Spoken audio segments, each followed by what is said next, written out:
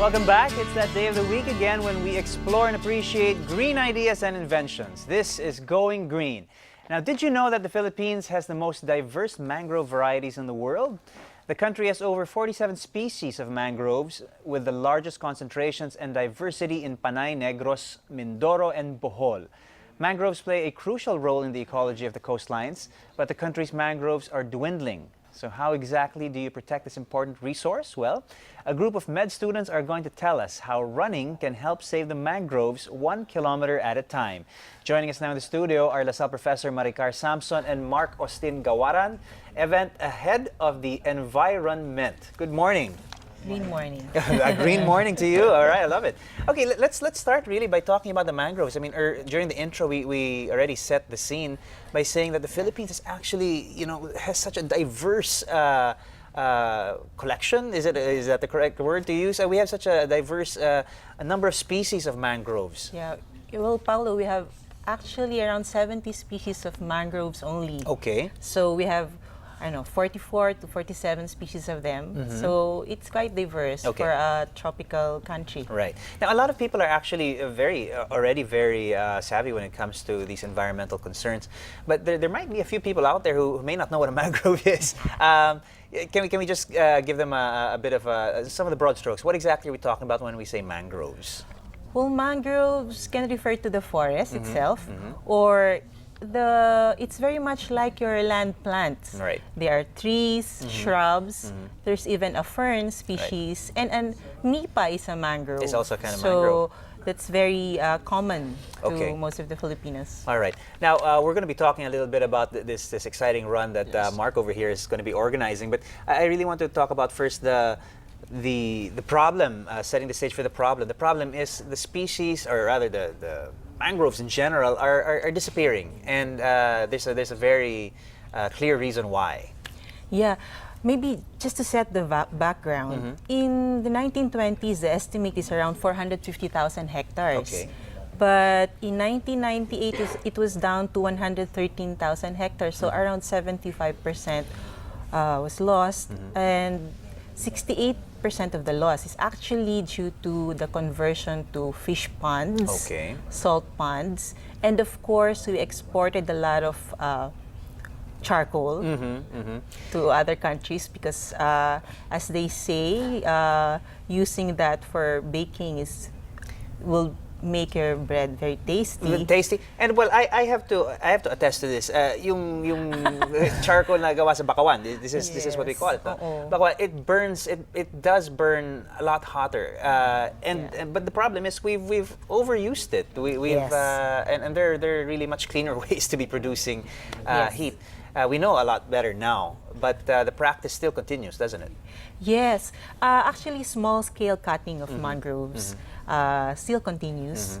And then, actually, the problem here in the Philippines is that most of the brackish water ponds that were converted are now abandoned or idle. So there's the opportunity of planting in those areas. Okay. But it will be politically challenging because most of those ponds have titles. Okay. So only a very small portion are controlled or under the Bureau of Fisheries and Aquatic Resources. And actually, we became too excited in planting. And we planted the wrong species at the wrong site. Okay. So how is that a wrong step? It was a wrong step because people got excited and they planted on seagrass beds, which is also a very important habitat for your fish and other marine organisms. They planted on what we call mud flat areas, sandy, muddy flat areas where our migratory birds feed. So it's ecologically incorrect. Right. But as we always say, walang masamang intention. Well, we live and we learn, right? We're learning and we're getting to know. We are actually very happy that, including their group, they did the research first before doing the reforestation, and that is very important to know the resources that you will manage. Okay, just a quick question before we jump to the environment. The mangroves are important because it does what? In the light of climate change, they are good for coastal protection and for preventing coastal erosion with the increased amount of rainfall that we are having right now. Mangroves could protect the adjacent or the nearby habitats, your seagrass beds and your corals. And that is very important to be put into consideration when you're doing management. You cannot just protect the mangroves, forget about the seagrass, forget about the corals.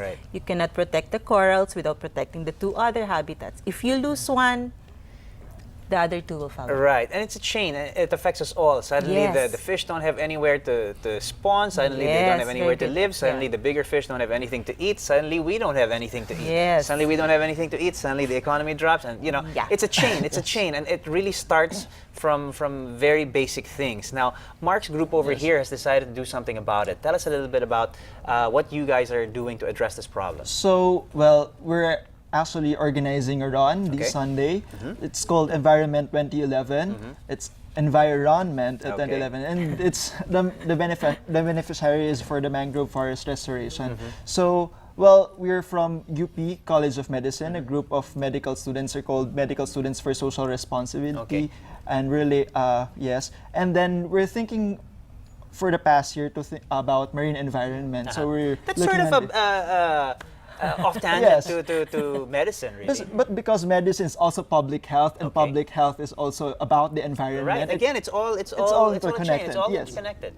Exactly. So we're thinking that maybe in addressing the mangrove forest, actually yung nag-set sa amin is because of the tsunamis, and we thought that the mangrove forests are a good shield, a protective shield for against tsunamis. And for us medical students, it's the least thing that we can do. So maybe we contacted Professor Samson and thought about this run for the mangrove forest. Okay, well, how exactly are you going to monetize the run? How exactly are you going to make a contribution? How does the money go towards the mangroves? So we selected a community in San Juan, Batangas, and this run, for those who are going to register in this run, this Sunday, like 350 pesos for 1.5K, 400 for the 3 kilometers, and 5 kilometers for 50. So the money that we're going to get from it, we're going to build a small nursery. We were discussing it a while ago. We're going to build a small nursery for the mangrove for mangroves, and then educate the community on how to sustain this project and teach them how to actually plant the mangroves in the right places and the right way. Okay, that's very cool. All right, now for people who are interested to take part in the run, it's already this Sunday. Yes, Can they still register? Is there on-site registration? Yes, so they can check our website. It's http://environment2011, and the online registration is until tomorrow. But we'll have on-site registration. It will start on 4:30 in the morning at the CCP grounds. It's the place between the Folk Arts Theater and the Harbor Square. So the basketball. What sort of a route do you guys have in terms of the run? So we'll just passing by through the Folk Arts Theater and back to the Sofitel and go back to the Alio Theater there and back to back again. Okay, I mean, there's so many runs nowadays. I mean, almost every weekend there's a run. It's nice that there's a run that actually benefits a cause that is that I also agree with actually. Once the money is collected, you talked about building a nursery.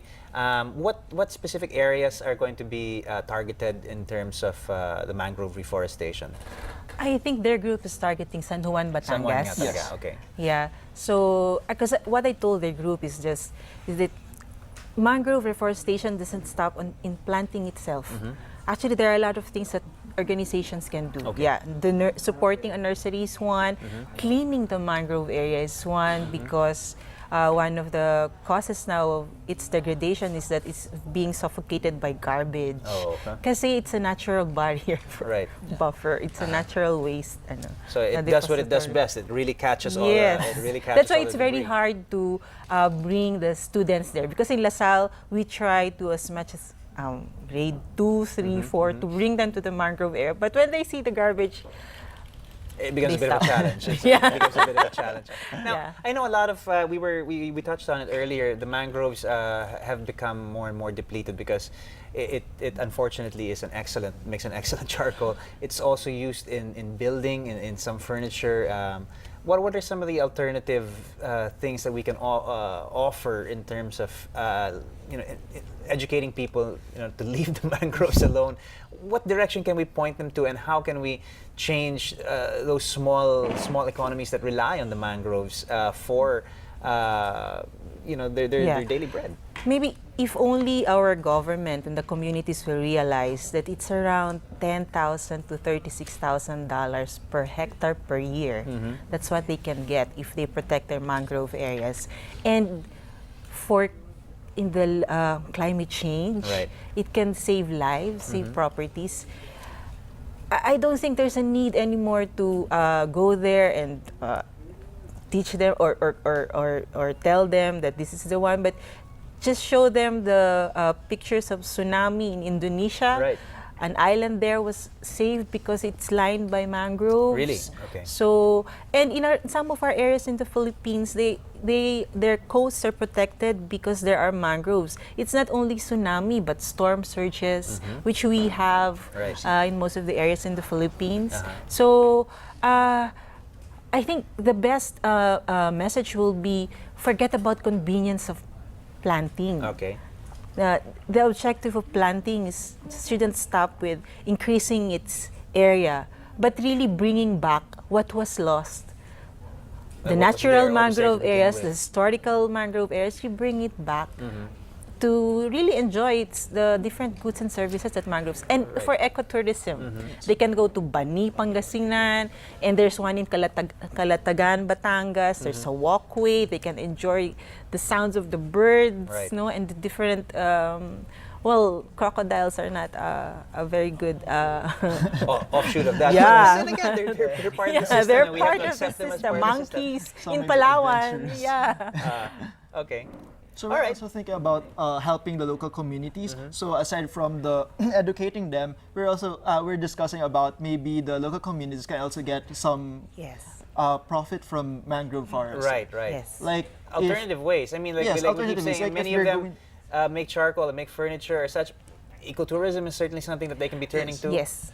And also, they can actually sell the propagules, the seedlings that they will rear in the nursery. For people who want to come and plant. And I hope it's a lot cheaper than the prevailing prices.